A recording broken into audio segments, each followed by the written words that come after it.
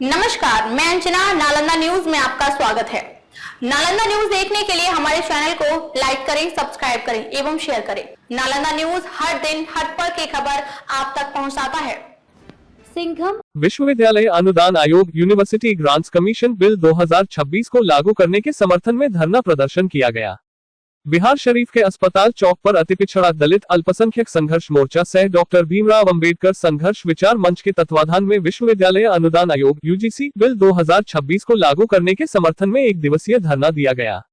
धरना को संबोधित करते हुए अति पिछड़ा दलित अल्पसंख्यक संघर्ष मोर्चा के राष्ट्रीय अध्यक्ष रामदेव चौधरी एवं डॉक्टर भीमराव अंबेडकर संघर्ष विचार मंच के अनिल पासवान ने संयुक्त रूप से कहा कि दिल्ली, अलीगढ़, बनारस विश्वविद्यालय को लेकर 1945 में सर्वप्रथम विश्वविद्यालय अनुदान समिति के नाम से गठन किया गया था।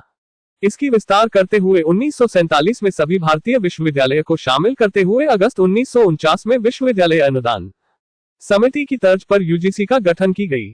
1948-1949 के विश्वविद्यालय शिक्षा आयोग द्वारा सुधार और विस्तार के सुझाव दिए गए। 1952 में सरकार निर्णय लिया कि इस विद्यालय और उच्च शिक्षा संस्थानों को दिए जाने वाले सभी अनुदान यूजीसी द्वारा नियंत्रित किए जाएंगे। शिक्षा प्राकृतिक संस्थान और वैज्ञानिक अनुसंधान मंत्री मौलाना अब्दुल कलाम आजाद के द्वारा उद्घाटन किया गया। इसके बाद 28 दिसंबर 1953 को विश्वविद्यालय अनुदान आयोग अस्तित्व में आया। नवंबर 1956 में भारतीय संसद द्वारा विश्वविद्यालय अनुदान आयोग अधिनियम 1956 पर पारित होने पर यूजीसी एक वैधानिक निकाय बन गया। UGC bill 26 equal opportunity central (EOC) की अनिवार्यता प्रत्येक उच्च शिक्षा संस्थान में समान अवसर केंद्र की स्थापना अनिवार्य की गई है। ये केंद्र वंचित हाशिए पर स्थिति और कमजोर वर्गों के छात्रों को शैक्षणिक, सामाजिक और मनोवैज्ञानिक सहायता प्रदान करेगा। प्रत्येक संस्थान में एक इक्विटी कमेटी गठन कर बनाई जाएगी, जो भेदभाव से संबंधित शिकायत होगी निष्पक्ष जांच और समयबद्ध सुनिश्चित करेगी। ये समिति संस्थागत जवाबदेही को मजबूत करती है। प्रभावी शिकायत निवारण तंत्र नए नियमों के तहत 24x7 हेल्पलाइन, ऑनलाइन शिकायत पोर्टल, तय समय सीमा में अनिवार्य कार्रवाई का प्रावधान। संस्थानों में इक्विटी एम्बेसडर्स और स्क्वाड्स की व्यवस्था की गई है, जिसका कार्य सामान्य से जुड़े मुद्दों पर जागरूकता फैलाना, निगरानी रखने और रिपोर्टिंग करना होगा। भेदभाव की व्यापक परिभाषा को नए नियमों में अधिक व्यापक बनाया गया है, ताकि प्रत्यक्ष और अप्रत्यक्ष दोनों प्रकार के भेदभाव को पहचाना जा सके। दंडात्मक प्रावधान और जवाबदेही: यदि कोई संस्थान इन नियमों का पालन नहीं करता है तो यूजीसी को यह अधिकार है कि यूजीसी अनुदान रोक सकता है अथवा उसकी मान्यता निलंबित या रद्द कर सकता है। धरना के अंत में मोगो से संबंधित मोर्चा एवं मंच के प्रतिनिधि ने नालंदा जिलाधिकारी को ज्ञापन सौंपा। धारण की अध्यक्षता डॉक्टर भीमराव अंबेडकर संघर्ष विचार मंच के राष्ट्रीय अध्यक्ष अनिल पासवान, मंच संचालन अति पिछड़ा दलित अल्पसंख्यक संघर्ष मोर्चा के जिला महासचिव उमेश पंडित ने की।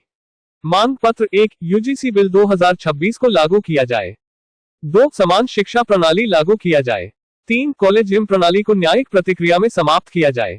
4, यूपीएससी एवं बीपीएससी के तर्ज पर परीक्षा के द्वारा जजों की बहाली किया जाए। 5, उच्च शिक्षा संस्थानों में भेदभाव को दूर किया जाए।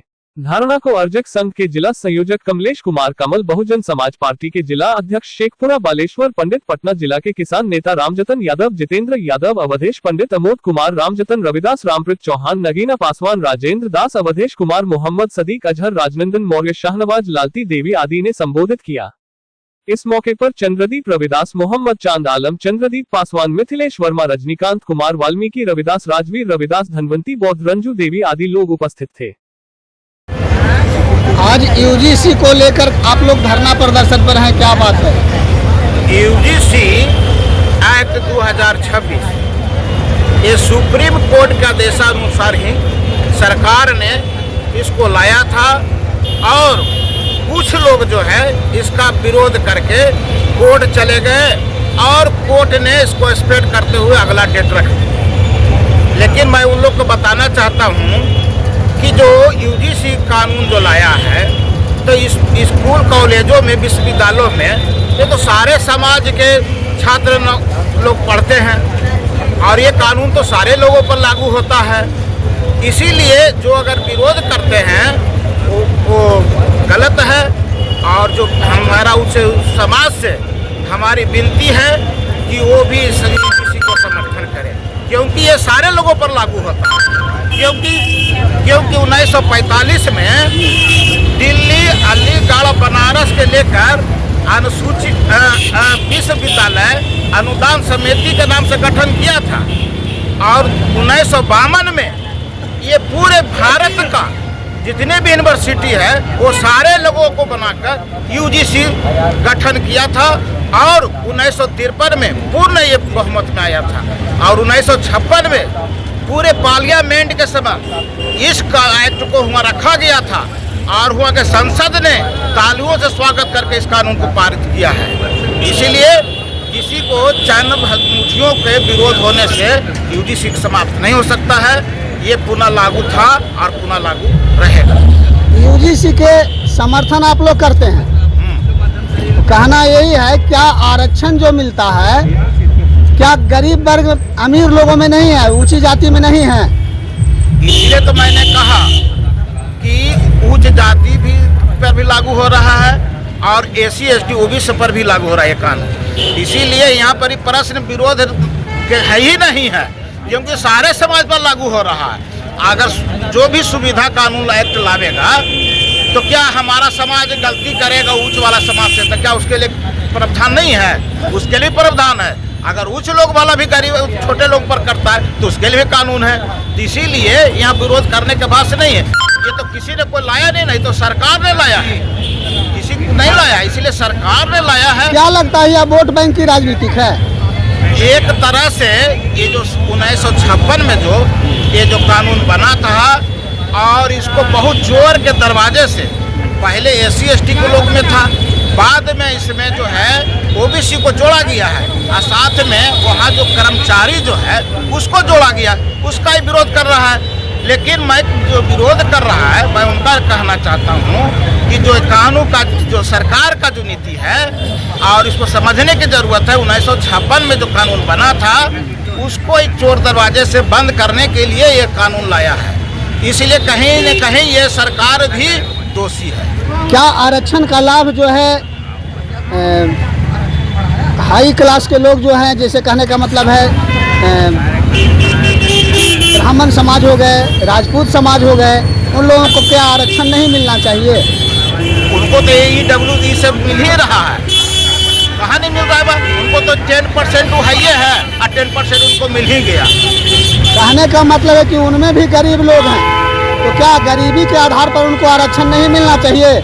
आप लोग को मान लिया कहीं कहीं 60% है, 30% है, 40% है महिलाओं को, तो उसमें भी उनको गरीबी के आधार पर आरक्षण मिलना चाहिए या नहीं? एकदम मिलना चाहिए। हम ही थोड़ी कहते कि नहीं मिलना चाहते हैं, लेकिन हमने ये भी कहते हैं कि जिस तरह से सरकार ने वो एक नए कानून के तहत कॉलेजों में कानून लाया और जो मतभेद जो है भेदभाव का जो राजनीति होता था उसको रोकने का काम किया है। जो हमारे पूर्वज जो है, जो मेरे इतिहास में जो जाइएगा तो पूर्वज के इतिहास पढ़िएगा, उन्होंने सपना देखा था कि समतामूलक समाज बने, एक भारत। तो एक तो अच्छा कदम है सरकार का कि वो समतामूलक शिक्षा संस्थानों से बन के आवे और पूरे भारत में एक समतामूलक समाज बने, अति उत्तम है। क्या गरीबी के आधार पर आरक्षण होना चाहिए या नहीं? एकदम होना चाहिए, एकदम होना चाहिए। अर्थ के अनुसार ही आरक्षण होना चाहिए। क्या परिचय हुआ? रामदेव चौधरी, अति पिछड़ा अति दलित अल्पसंख्यक संघर्ष मोर्चा के राष्ट्रपति। आज के लिए बस इतना ही, फिर मिलते हैं ताजा तरीन खबरों के साथ। तब तक के लिए अंजना को दीजिए इजाजत। नमस्कार। न्यूज एवं विज्ञापन देने के लिए संपर्क करें 9334811108 पर।